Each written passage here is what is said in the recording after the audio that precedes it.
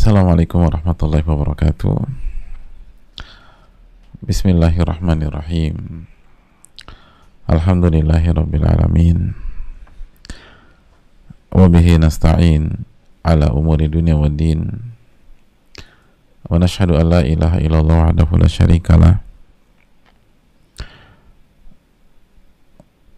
Wa anna Muhammadan abduhu wa rasuluhu la nabiyya ba'dah.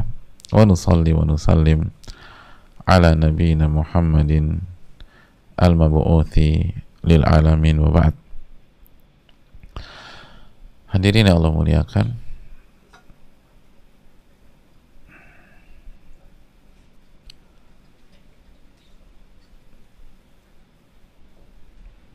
marilah kita membuka majelis ini dengan meminta pertolongan kepada Allah Subhanahu wa taala agar Allah memberikan kita ilmu yang bermanfaat, memberikan keberkahan, memberikan taufiknya sehingga kita bisa memahami dan mengamalkan ilmu kita. Sebagaimana marilah kita membuka majelis ini dengan bersyukur kepada Allah Subhanahu wa taala atas segala nikmat dan karunia Allah berikan dan Allah limpahkan kepada kita. Kita bersaksi tidak ada ilah yang berhak diibadahi kecuali Allah,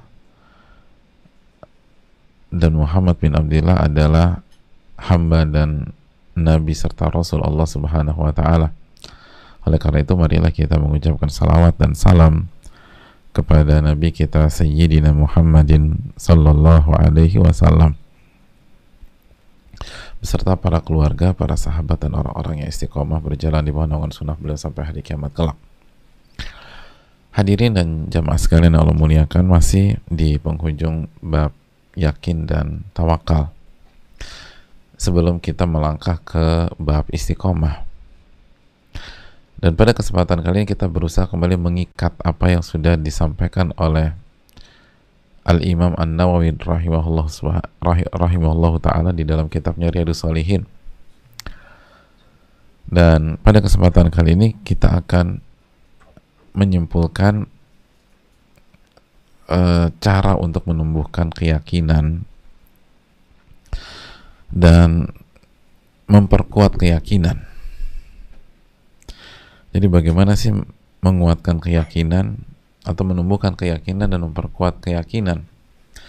Kalau kita sudah ambil kesimpulan ini adalah kunci kebahagiaan, bahkan di saat sulit pun orang tuh bisa nyaman dan orang tuh bisa gembira karena dia yakin dan dia ridho kepada Allah Subhanahu wa taala. Dan musibah seberat apapun itu bisa berkurang, bisa terasa ringan.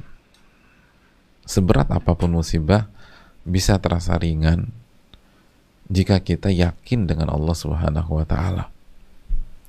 Nah, timbul pertanyaan, bagaimana cara menumbuhkan dan memperkuat keyakinan?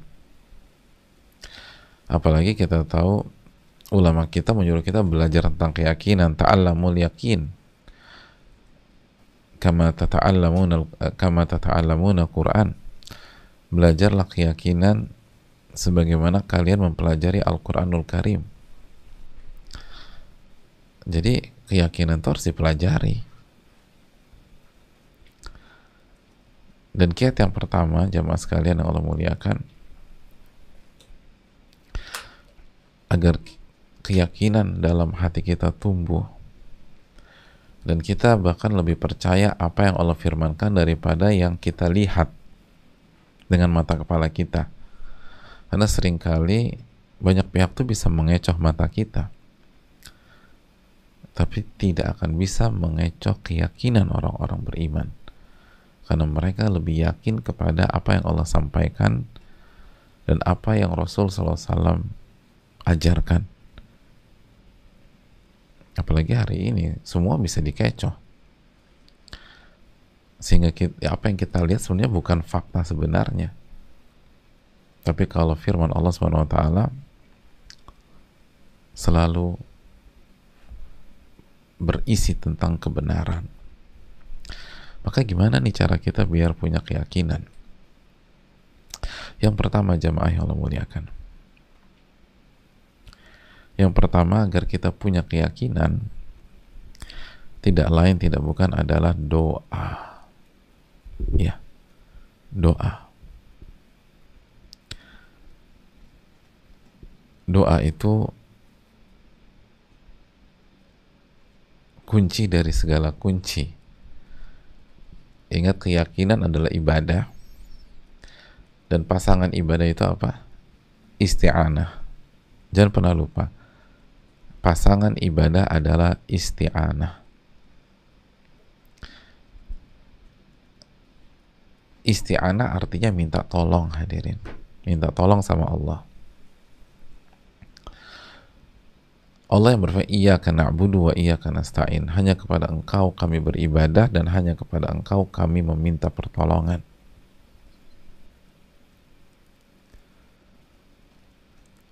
Dan meminta pertolongan itu doa. Makanya ketika seseorang ingin yakin atau ingin punya keyakinan, lihat bagaimana Nabi SAW memerintahkan kita dalam hadis riwayat Imam Ahmad. Kata Nabi SAW, salullah al-afwa wal-afiyah wal yaqina fil akhirati wal ula. Mintalah kepada Allah ampunan dan keselamatan. Mintalah kepada Allah ampunan dan keselamatan.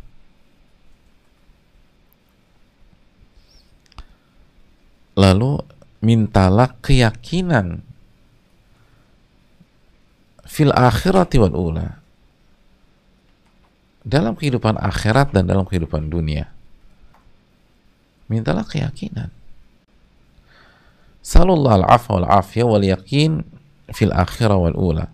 Mintalah ampunan, keselamatan, keyakinan di akhirat dan di dunia. Itu maksudnya. Kita ulangi biar nggak salah paham.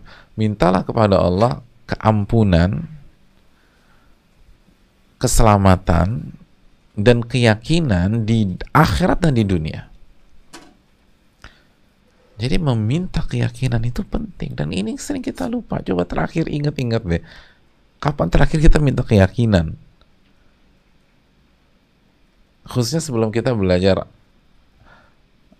wa minal yakin ma tuhawwinu bi alaina masa'ibad dunya, sebelum kita pelajari doa kemarin tuh, siapa di antara kita minta, ya Allah berikanlah saya keyakinan? Seringnya kita minta, ya Allah berikanlah saya uang, berikanlah saya pekerjaan, berikanlah saya rizki secara materi, berikanlah saya jodoh, dan seterusnya. Tapi keyakinan seringkali kita lupa. Padahal itu inti dari kebahagiaan. Minta keyakinan. Itu yang diajarkan Nabi SAW. Sallallahu al-afiyah. Sallallahu al-afwa wal-afiyah wal yakin fil akhirati wal ula. Makanya kan hadirin Allah muliakan, Imam Nawawi ketika membahas bab ini masih ingat hadis Ibnu Abbas, hadis yang kedua, mengajarkan kita Allahumma laka aslamtu wa bika amantu wa alaika tawakkaltu wa ilaika anabtu wa bika khasamtu. Allahumma, lanjutin dong, hafal nggak?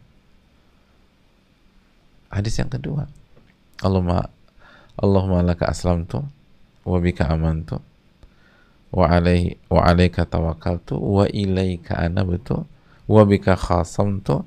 Allahumma a'udzu bi'izzatika la ilaha illa anta an tudillani antal hayyul ladzi la yamut wal jinnu wal insu yamutun. Loh, kok wajah-wajah hampa? Hafal nggak? Ini jangan lewat terus lupa. Ya Allah, laka aslamtu, kepada Engkau lah aku menyerah dan tunduk.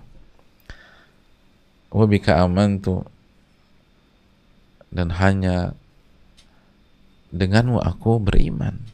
Yakin kan itu inti keimanan. Wa alaika tawakkaltu, dan hanya kepada Engkau aku bertawakal. Wa ilaika anabtu, dan hanya kepada Engkau lah aku kembali. Wa bika khasamtu, dan dan dengan meminta pertolongan kepada Allah aku berhadapan dengan musuh. Gitu. Dan ketika kita bermusuhan bukan karena kepentingan pribadi. Sekali lagi, jika kita bermusuhan itu bukan karena kepentingan pribadi. Allahumma a'udzu bi'izzatika la ilaha illa anta antudillani.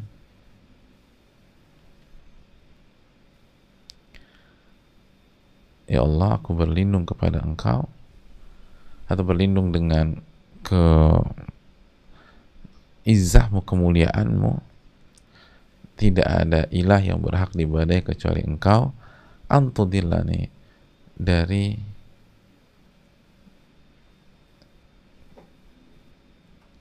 kesesatan yang bisa Engkau berikan kepadaku. Jadi kita berlindung jangan sampai kita disesatkan. Antal hayyul ladzi la yamut wal jinnu wal insu yamutun. Engkau adalah zat yang maha hidup dan nggak mungkin mati. Adapun jin dan manusia semuanya mati. Masih ingat doa tersebut? Atau doa wa minal yaqin ma tuhawwinu bihi alaina masaibad dunya. Itu sekali lagi cara untuk menumbuhkan keyakinan dan cara untuk memperkuat keyakinan. Dan kita harus yakin doa itu sangat-sangat berpengaruh. Doa itu punya power. Bagaimana tidak Allah berfirman dalam surat Ghafir ayat 60, ud'uni astajib lakum, minta kepadaku aku akan ijabah. Minta kepadaku aku akan ijabah. Ini ayat yang sering kali kita sampaikan. Ud'uni astajib lakum. Minta kepada aku kabulkan. Atau ayat yang sering kita dengar di Ramadan dalam surat Al-Baqarah ayat 186, wa idza sa'alaka ibadi anni fa inni qarib ujibu da'wata da'i idza da'an. Dan apabila hambaku bertanya tentang diriku, katakan aku dekat. Ujibu da'wata da'i idza da'an. Aku kabulkan doa orang-orang yang meminta jika dia meminta. Doa kepada Allah. Ingin punya keyakinan, doa. Allah dengan mudah memberikan kita keyakinan. Minta sama Allah. Dengan doa-doa yang tadi sudah kita jelaskan dari Nabi kita Sallallahu Alaihi Wasallam. Maka jika kita ingin, sekali lagi, jika kita ingin mendapatkan keyakinan, berdoalah kepada Allah Subhanahu wa Ta'ala. Yang kedua, setelah kita berdoa jamaah sekalian,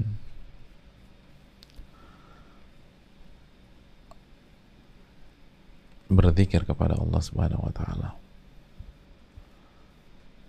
dan mentafakuri, merenungi, memikirkan apa yang Allah lakukan di kerajaan dan alam semestanya.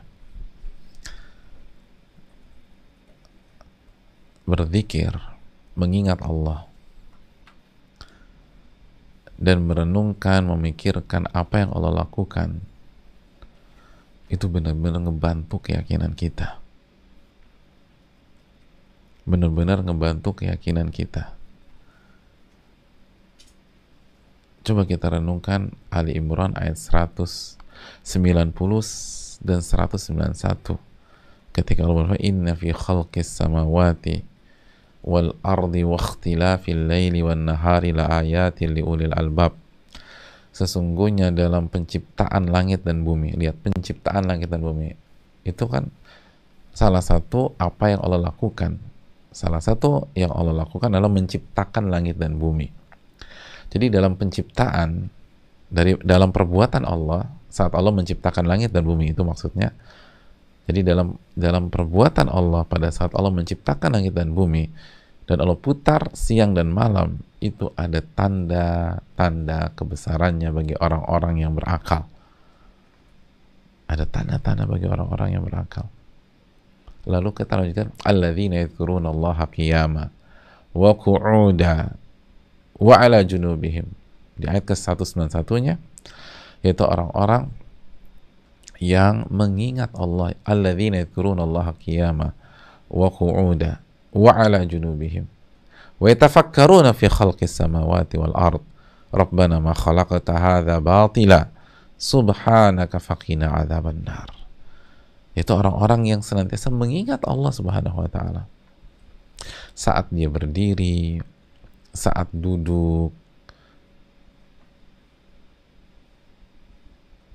atau dan pada saat dia berbaring. Kenapa berdiri, duduk, dan berbaring disebutkan dalam ayat ini? Karena secara umum posisi manusia saat dia hidup itu kalau nggak berdiri atau duduk atau berbaring itu aja. Jongkok, Ustaz, jongkok perpaduan, hadirin. Udah masuk ke sana. Dan mereka memikirkan tentang penciptaan langit dan bumi. Jadi orang-orang yang senantiasa mengingat Allah dan memikirkan tentang penciptaan langit dan bumi, lagi-lagi penciptaan langit dan bumi itu salah satu apa yang Allah lakukan. Karena yang menciptakan langit dan bumi adalah Allah Subhanahu wa taala. Jadi penciptaan langit dan bumi salah satu apa yang Allah lakukan.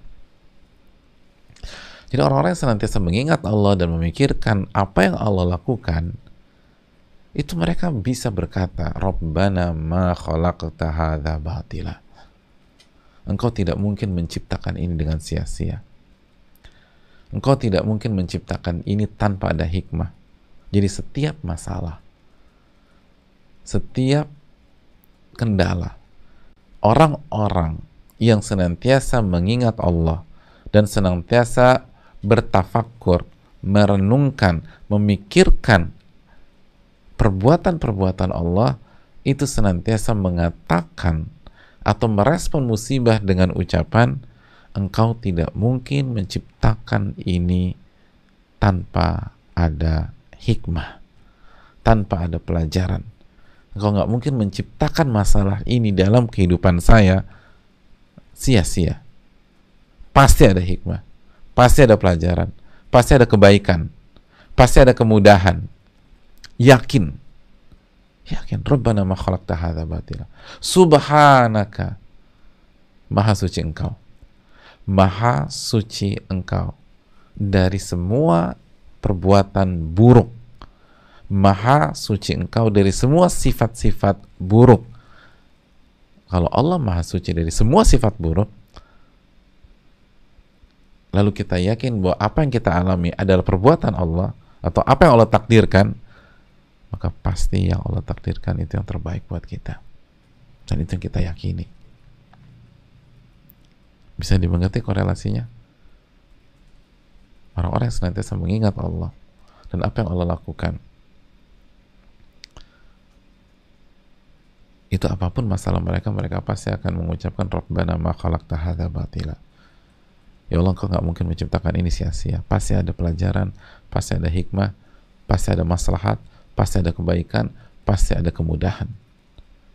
Karena Engkau maha suci dari sifat buruk. Engkau maha suci dari sifat buruk. Engkau nggak punya sifat buruk. Engkau nggak punya kekurangan. Dan kalau, sekali lagi, kalau masalah kita, ujian kita ditakdirkan oleh zat yang tidak punya sifat buruk, tidak punya kekurangan, sifatnya hanyalah sifat baik yang sempurna, maka mungkinkah apa yang kita alami, yang Ia takdirkan kepada kita, itu buruk bagi kita? Tidak mungkin. Maka itu yang diyakini oleh orang-orang yang senantiasa mengingat Allah dan yang senantiasa meresapi dan merenungkan perbuatan-perbuatan Allah.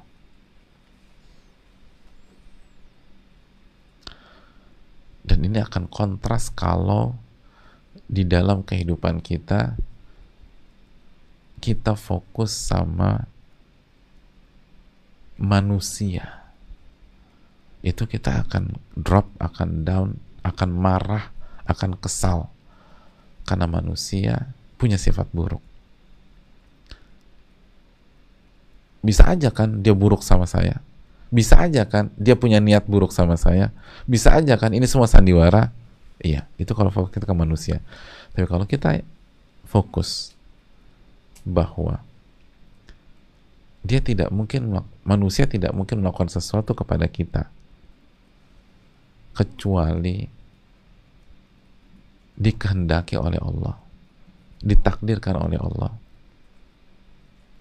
Maka fokus kita pindahkan dari manusia ke Allah, karena ini nggak mungkin terjadi kecuali dikehendaki, di ACC, dan ditakdirkan oleh Allah. Maka kita berpindah fokus dari pihak yang punya banyak kekurangan dan keburukan ke zat yang tidak punya kelemahan dan keburukan. Hasilnya apa? Keyakinan. Rabbana ma khalaqta hadza batila. Ya Allah, Engkau nggak mungkin menciptakan ini sia-sia, batil. Karena pasti yang Allah ciptakan, yang Allah takdirkan, mengandung maslahat dan kebaikan. Mengerti atau tidaknya kita pada saat ini, paham atau tidaknya pada saat kita menghadapi itu, tapi orang-orang beriman yakin ini pasti ada hikmah, ini pasti ada maslahat, ini pasti ada kebaikan. Walaupun saya nggak tahu apa kebaikannya, tapi saya yakin. Saya yakin. Makanya jamaah sekalian Allah muliakan, masih ingat ayat yang dibawakan oleh Al-Imam An-Nawawi rahimahullahu ta'ala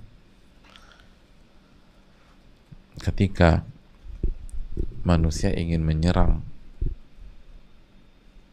Nabi dan para sahabat, lalu mereka ditakut-takuti, fakhshawhum. Masih ingat surat apa? Lupa lagi jamaah. Ali Imran 173 atau 174.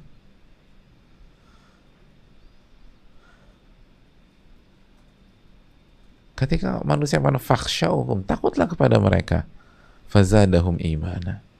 Alih-alih takut, justru iman dan keyakinan mereka bertambah, dan mereka mengatakan hasbunallah wa ni'mal wakil. Cukuplah Allah sebagai penolong dan Allah sebaik-baik al-wakil. Lihat fokus mereka kemana, bukan ke makhluk tapi ke Allah subhanahu wa ta'ala. Hasbunallah, cukuplah bagi kami Allah, dan Allah sebaik-baik al-wakil, sebaik-baik zat yang diserahkan urusan, dan ia akan lindungi, ia akan selesaikan, dan ia akan atur semuanya menjadi baik buat kita. Hasbunallah wa ni'mal wakil.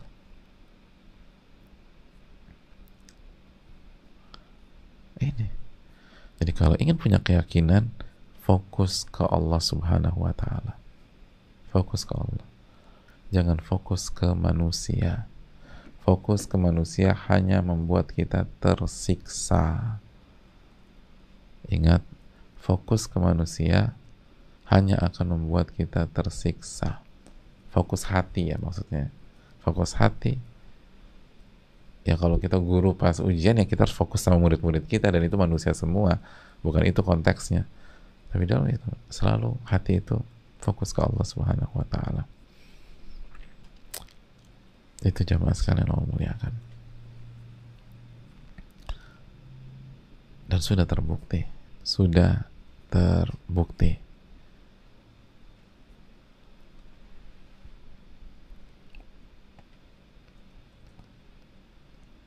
Rabbana ma khalaqta hadza batila. Dengan penuh keyakinan mereka mengatakan,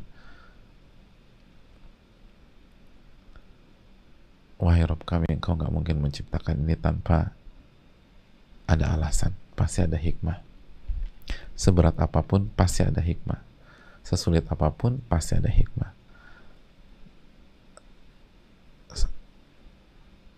seburuk apapun di mata kita pasti ada kebaikan yang jauh lebih besar buat kita, bagi orang-orang yang yakin kepadanya. Kiat yang berikutnya jamaah, kiat yang berikutnya adalah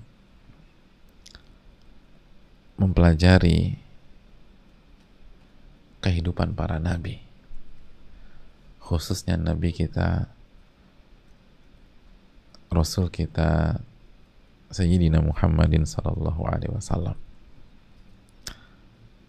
mempelajari kehidupan para nabi secara umum dan Nabi Muhammad SAW secara khusus, itu akan memperkuat keyakinan,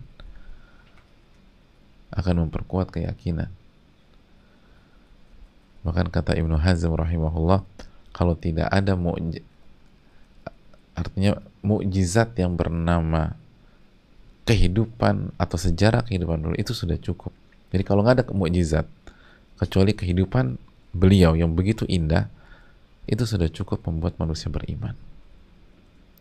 Kalau nggak ada mukjizat kecuali kehidupan beliau yang begitu indah, begitu luar biasa, itu sudah cukup membuat seorang beriman.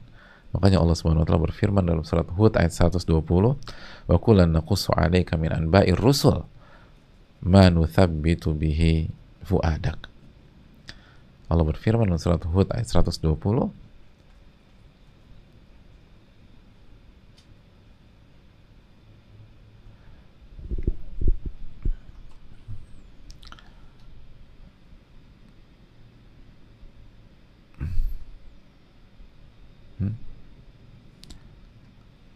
hadirin Allah muliakan,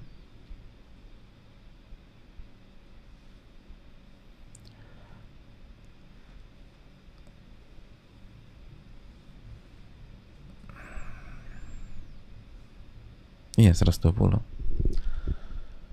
wa kullan naqussu 'alaika min anba'ir rusul wa kullan naqussu 'alaika min anba'ir rusul ma nuthabbitu bihi fu'adak. Dan seluruhnya naqussu 'alaika min anba'ir rusul, naqussu 'alaika min anba'ir rusul, dan seluruh yang kami ceritakan dari cerita dan kehidupan para rasul, fungsinya apa sih? Ma nuthabbitu bihi fu'adak, untuk mengokohkan hatimu, untuk meyakinkan hatimu, untuk mengokohkan dan meyakinkan hatimu.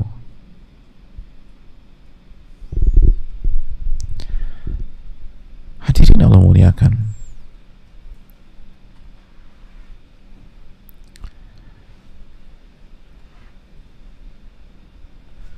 tujuan Allah menceritakan kisah para nabi dan rasul itu untuk meneguhkan hati, untuk menguatkan hati, dan untuk membuat hati semakin yakin. Waja'aka fi hadhil haqq wa mau'izatun wa dzikra lil mu'minin. Dan dalam surat ini telah datang kepadamu kebenaran serta pengajaran dan peringatan bagi orang-orang yang beriman. Jadi tujuan cerita para nabi itu, hadirin, untuk menguatkan hati kita, untuk membuat hati kita semakin yakin. Iya kan? Kita udah ambil contoh. Lihat bagaimana ketika kita mendengar dan mempelajari kisah Nabi Musa, ketika semua sudah terdesak, belakang Fir'aun dan depan Laut Merah. Kita sudah ceritakan kisah ini beberapa kali. Lalu dengan penuh keyakinan Nabi Musa mengatakan, kalla inna ma'ya rabbi sayahdin. Ketika sebagian pengikutnya sudah mulai goyah dan goyang dan mengatakan inna lamudrakun, kita akan ketangkep nih. Lalu kata Nabi Musa, bukan begitu, sesungguhnya Rabbku bersama dengan aku dan akan memberikan petunjuk. Fa'auhayna ila Musa an idrib bi'asakal bahra. Lalu benar Allah kasih wahyu kepada Nabi Musa untuk memukulkan tongkatnya ke permukaan laut. Hadirin, ketika kita melihat fanfalqa dan laut pun terbelah, ketika kita mempelajari dan mendengarkan cerita-cerita tentang para nabi, maka kita akan semakin yakin bahwa pertolongan Allah itu ada dan Allah pasti menolong kita. Buktinya Allah menolong Nabi Musa. Bukankah Rabbnya Nabi Musa dengan Rabb kita sama? Dan kemampuan Rabbnya Nabi Musa dengan kemampuan Rabb kita sama. Qul huwallahu ahad. Allah itu esa. Di hadis Riyadhus Shalihin di bab ini kita mempelajari bagaimana kisah Nabi Ibrahim alaihissalam ketika mau dilempar ke kobaran api. Beliau mengatakan hasbiyallahu wa ni'mal wakil. Cukuplah bagi Allah dan Allah sebaik-baiknya al-wakil. Cukuplah Allah yang menolong. Allah sebaik-baiknya wakil. Lalu ketika dilemparkan api tidak panas karena Allah mengatakan kuni bardan wa salaman ala Ibrahim. Wahai api, jadilah dingin dan nyaman, keselamatan bagi Ibrahim. Ketika kita mempelajari kisah-kisah seperti ini, itu akan menambah keyakinan kita. Karena Rabb yang menolong Nabi Ibrahim adalah Rabb yang kita sembah, jamaah. Karena Rabb yang membuat api itu dingin dan nyaman adalah Rabb yang kita sujudi, ruku, dan kita minta pertolongan kepadanya. Gak ada bedanya. Kemampuan itu. Kemampuannya sama. Maha kuatnya sama. Karena zat yang satu. Qul huwallahu ahad. Maka orang semakin yakin. Buktinya sekali lagi, kalimat Nabi Ibrahim dibaca lagi di masa Nabi dan para sahabat. Dibaca lagi di masa Nabi dan para sahabat. Tadi ayat tadi. Hasbunallah wa ni'mal wakil. Dan hasilnya sama lagi. Allah kasih pertolongan. Padahal jarak antara Nabi Ibrahim dan Nabi Muhammad SAW jauh beda. Itu menunjukkan Rabbnya satu. Kalimat yang dibaca sama. Dan lagi-lagi mendapatkan pertolongan. Nabi Ibrahim dapat pertolongan, Nabi Muhammad dan para sahabat dapat pertolongan sallallahu alaihi wasallam. Bukankah itu menambah keyakinan? Jadi jangan mengatakan, tapi kan jarak kita dengan Nabi Ibrahim jauh, Ustaz. Ya kalau Rabbnya beda mungkin. Atau berkurang. Kalau manusia iya. Dulu waktu di era 90 dia bisa nolong kita. Sekarang udah sakit-sakitan. Ayo kita ke Pak Fulan. Dulu tuh dia biasa nolong saya. Dulu tuh kapan, Pak? Dulu, ya kapan? Ya tahun 80-an. Pak Fulan sekarang udah kena stroke. Usianya udah 80 tahun. Udah gak bisa ngapa-ngapain. Oh gitu ya? Iya. Tapi ini tidak. Ini Rabbul Alamin. Ini Qul huwallahu ahad, Allahus samad. Kalimat yang dibaca Nabi Ibrahim alaihissalam, yang dibaca Nabi Muhammad SAW dan para sahabat sama. Hasbunallah wa ni'mal wakil. Dan hasilnya sama. Ditolong oleh Allah Subhanahu wa taala. Maka apa kendala dan apa halangan kita tidak yakin terhadap hal ini? Sama. Belum lagi ketika kita membaca sirah Nabi SAW, lalu ketika mempelajari bagaimana beliau hijrah, lalu beliau bersembunyi atau berstrategi di Gua Thaur. Kita udah bahas di bab ini. Imam Nawawi memberikan hadisnya kepada kita. Nabi SAW mengatakan, la tahzan innallah ma'ana, jangan sedih wahai Abu Bakar, Allah bersama kita. Dalam hadis, bagaimana menurut engkau ya Abu Bakar, kalau ada dua orang, wallahu thalithuhuma, Allah yang ketiga, mungkinkah kita ketangkep? Enggak. Dan itu kejadian. Orang semakin yakin, jamaah. Ya benar ya. Makanya sekali lagi mempelajari sirah, perjalanan hidup orang-orang yang bertakwa, dan orang-orang bertakwa di saf terdepan adalah para nabi dan rasul. Nabi Muhammad SAW, lalu para ulama kita, para wali-wali Allah, itu akan menambah keyakinan, akan menambah keyakinan. Kalau kita ingin yakin, itu yang harus kita lakukan. Pelajari sirah, pelajari cerita-cerita para nabi dan rasul, pelajari kisah-kisah para ulama. Itu benar-benar ngebantu banget menumbuhkan keyakinan kita kepada Allah Subhanahu wa taala. Ada seorang wanita ditinggal wafat oleh suaminya, lalu dia pelajari kisah Nabi Hajar yang tinggal Nabi Ibrahim. Oh, dia akan kuat. Bukankah yang mewafatkan suaminya adalah Allah Subhanahu wa taala? Maka mungkinkah Allah akan melantarkan hambanya dengan takdirnya? Makanya ucapan Hajar apa? Idzan la yudhi'una. Kalau begitu Allah tidak akan sia-siakan kami.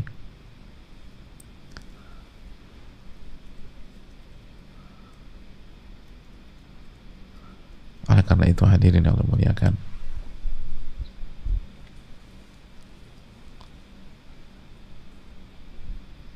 mempelajari sirah itu luar biasa. menambah keyakinan, menambah keyakinan. Yang berikutnya, hadirin Allah muliakan,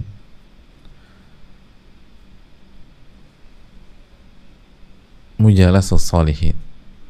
Di antara menambah keyakinan adalah hidup dan bergaul dengan orang-orang soleh. Hidup dan bergaul bersama orang-orang soleh itu sangat membantu, sangat membantu, sangat membantu. Para ulama kita menjelaskan tentang hal ini. Diriwayatkan dari Ibnu Qayyim, beliau rahimahullah mengatakan bahwa hidup atau berinteraksi dengan orang soleh itu membuat berbagai macam perubahan.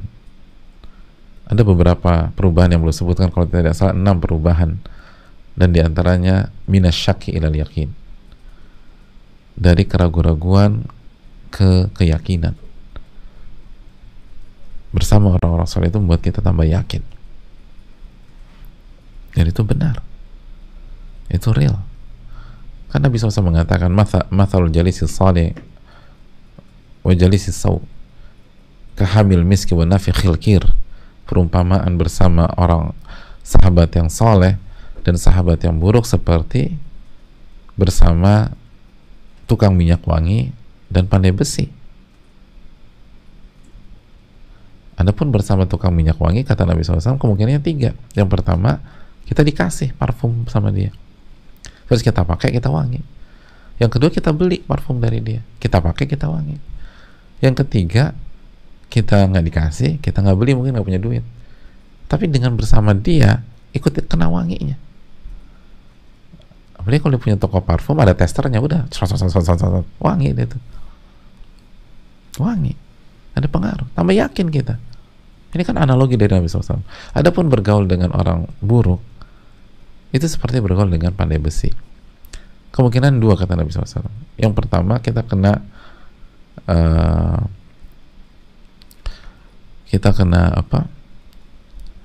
percikan-percikan apinya, bolong baju kita. Atau kalau nggak kena, gaul di sana, di tempat pandai besi, bau apak, kata Nabi SAW. Antajida minhu rihan khabitha, kena baunya nggak enak,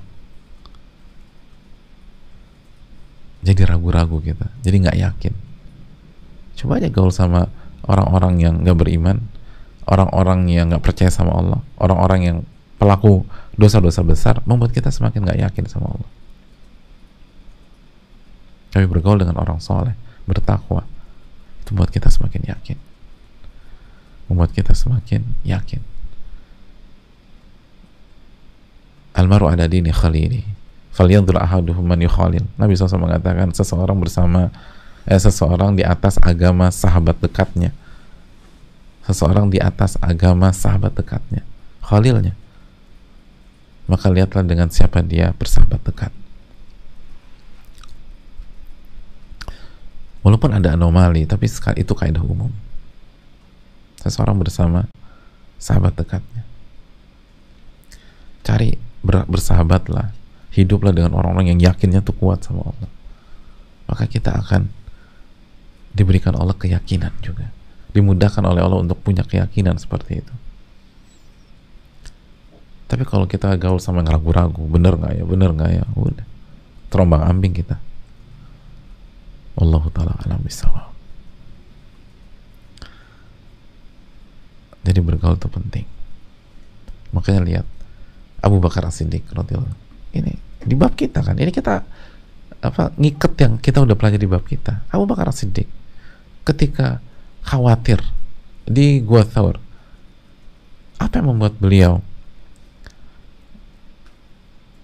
menjadi jauh lebih yakin? Tentu saja level beliau jauh banget di atas kita, dan Allah berikan ketenangan karena teman hijrahnya Nabi SAW. Nabi kata, la tahzan innallaha ma'ana, jangan sedih Abu Bakar, Allah bersama kita. Ma balu tsnain wallahu thalithuhuma, bagaimana dengan 2 orang dan ketiganya Allah Subhanahu wa taala? Oh, itu beda. Itu beda.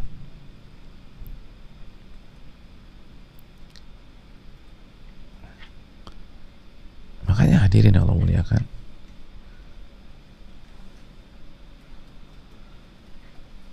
sahabat-sahabat terbaik adalah sahabat-sahabat yang paling sering bersama Nabi SAW. Abu Bakar, Umar, Uthman, Ali radhiyallahu ta'ala anhum ajmain.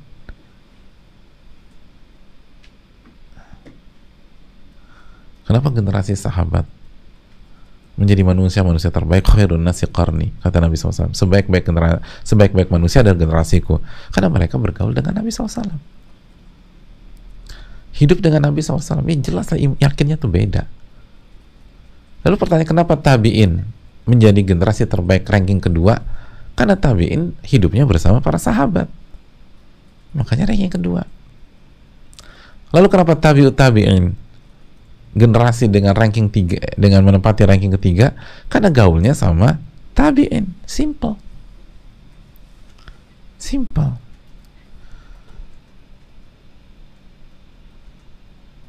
Keyakinan itu sangat ditentukan oleh lingkungan dan pergaulan.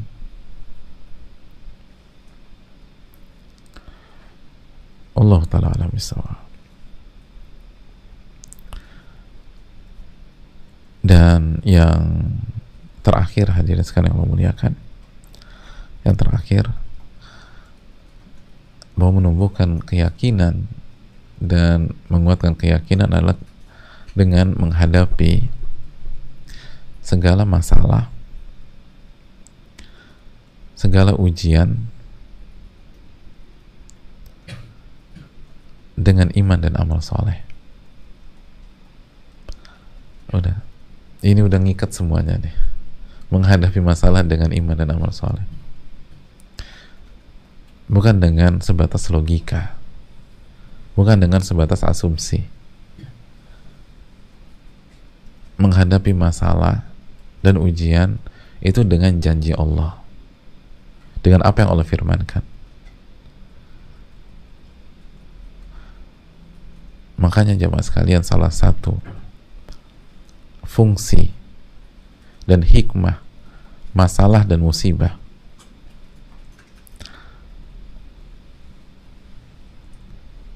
adalah meningkatkan keyakinan seorang hamba. Sekali lagi, salah satu hikmah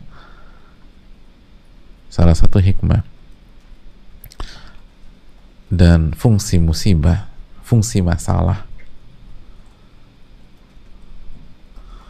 adalah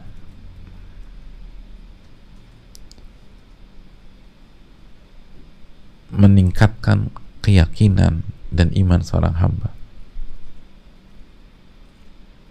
tapi dengan syarat dihadapi dengan amal soleh, dihadapi dengan ibadah, dihadapi dengan jalan Allah, jangan offside, jangan keluar jalur, dihadapi dengan on track.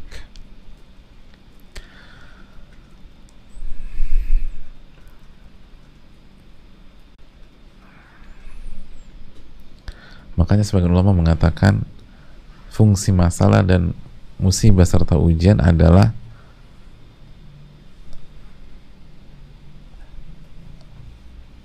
meningkatkan kualitas keyakinan dari yang awalnya yakin menjadi hakul yakin.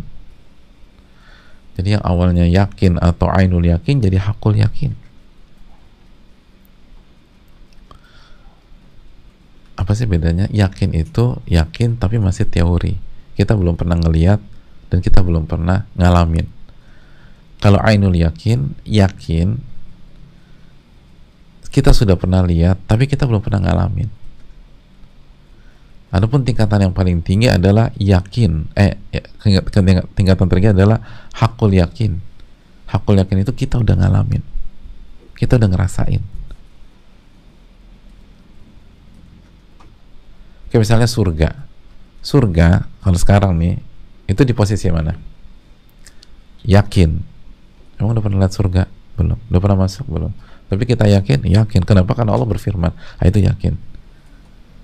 Nah kalau insya Allah kita udah masuk surga, bismillah, amin, kita insya Allah masuk surga, itu sudah sampai derajat hakul yakin, kita udah ngalamin. Nah, fungsi masalah, ujian, cobaan untuk membuat kita sampai pada derajat hakul yakin terhadap janji Allah atau sebagian janji Allah, tentu saja yang di dunia ya, pertolongan Allah Subhanahu wa taala. Asal dihadapi dengan iman dan amal soleh. Makanya lihat kembali lagi surat Al-Ahzab 22 yang dibawakan Imam Nawawi.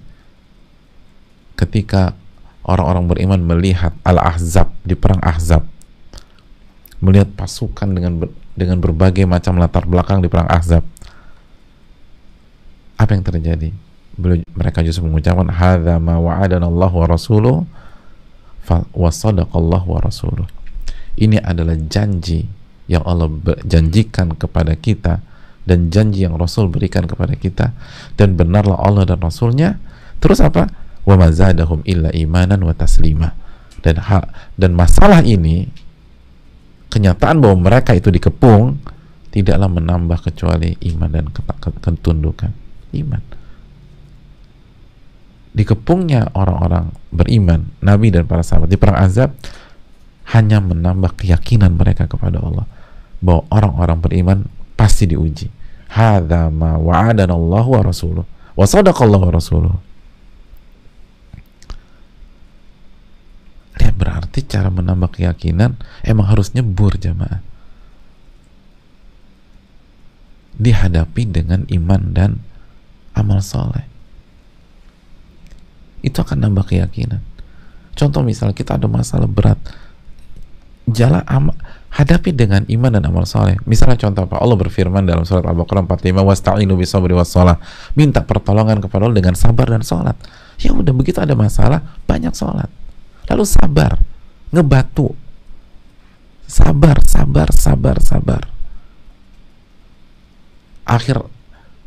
Akhir surat Ali Imran, ya ayyuhalladzina amanu sabiru wasabiru warabitu wattaqullaha la'allakum tuflihun. Wahai orang-orang beriman, bersabarlah dan kuat-kuatan nafas kesabaran. Warabitu, dan tetap di pos, jangan bergerak, udah. Jalanin udah itu.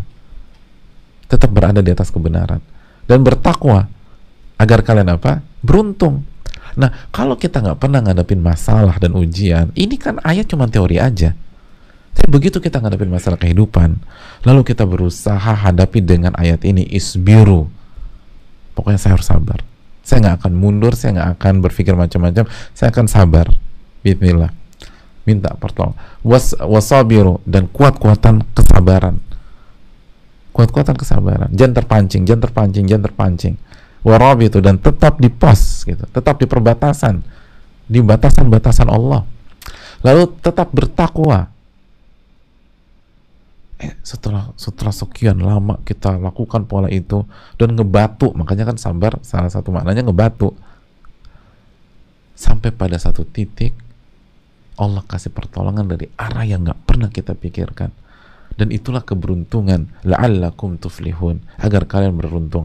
Dan ketika Allah tolong, itu keyakinan luar biasa, jemaah. Benar, ternyata benar, ini bukan hanya teori, ini kenyataan. Ini kenyataan. Benar-benar tuh yakinnya terhadap ayat terakhir Ali Imran, yakinnya terhadap At-Talaq ayat 2 dan 3, wa man yattaqillah yaj'al lahu makhraja wa yarzuqhu min haitsu la yahtasib, itu beda daripada sebelumnya. Berbeda kalau kita nggak on track, akhirnya ngadepin masalah dengan maksiat, dengan cara yang haram, dengan jalan pintas yang nggak diridhoi oleh Allah. Nggak ada tuh, nggak nambah keyakinan. Mungkin masalah terkesan clear, selesai, tetapi dosa. Dan yang lebih penting, tidak ada keyakinan yang bertambah. Justru keyakinan semakin menurun. Bukankah hidup itu bukan tentang angka, bukan tentang harta, bukan tentang sehat atau sakit. Hidup itu tentang iman dan keyakinan. Kebahagiaan itu tentang iman dan keyakinan. Dan ketika masalah terkesan selesai dengan cara yang haram, kita nggak mungkin dapat kebahagiaan. Kenapa? Karena keyakinan akan turun. Keyakinan bertambah jika kita hadapi dengan sesuai. Makanya, walaupun pasti lebih berat, kecuali ditolong oleh Allah Subhanahu Wa Taala, atau secara umum lebih berat, kan menghadapi masalah paling enak kan dengan maksiat, kan gitu kan, dengan maksiat. Menghadapi masalah finance paling enak, contohnya dengan riba enak, lebih cepat. Jadi menghadapi masalah dengan jalan Allah secara umum akan jauh lebih berat, tapi ganjarannya juga sepandan, bahkan bukan sepandan lagi, jauh lebih besar. Di antaranya adalah keyakinan bertambah. Dan kita sering lupa bahwa keyakinan lebih penting daripada harta, keyakinan lebih penting daripada jabatan dan tahta, keyakinan lebih penting daripada status sosial. Ketika terkesan secara materi kita habis-habisan, tapi karena kita berusaha berjalan di atas jalan Allah ketika menghadapi ujian tersebut, sehingga tambah yakin, oh, itu luar biasa. Ya simpel aja deh, ambil contoh sederhana. Bayangin gak sih bagaimana bagaimana perasaan kita jika kita bersama rombongan Nabi Musa saat dikejar Fir'aun. Udah deg-degan segala macam, begitu mentok laut merah, tiba-tiba dipukul, laut terbelah depan mata kita. Itu luar biasa coba.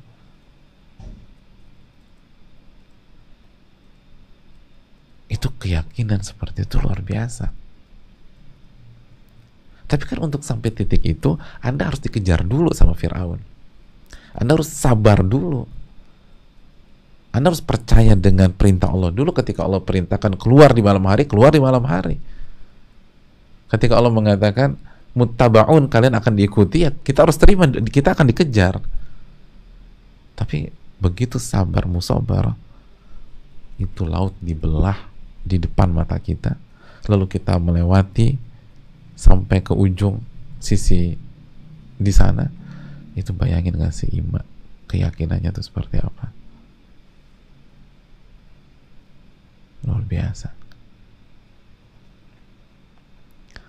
Oleh karena itu jamaah sekalian, jalani dengan iman dan amal soleh. Jangan dengan ego, jangan dengan hawa nafsu. Jalani masalah dengan ego dan hawa nafsu hanya akan membuat iman dan keyakinan kita turun, dan kita sakit hati.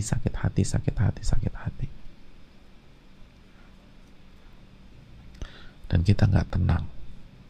Allahu ta'ala alam bisawab. Inilah kira-kira beberapa kiat menumbuhkan dan memperkuat iman, menumbuhkan dan memperkuat keyakinan dengan keterbatasan ilmu kita, dan yang menyampaikan tidak lebih baik daripada yang mendengarkan. Oleh karena itu marilah kita sama-sama belajar dan mengamalkan. Semoga Allah memberikan ilmu yang bermanfaat, dan semoga Allah jauhkan dari ilmu yang tidak bermanfaat, dan semoga Allah terima amal ibadah kita. Subhanakallah bihamdika asyhadu an la ilaha illa anta astaghfiruka wa atubu ilaik. Assalamualaikum warahmatullahi wabarakatuh.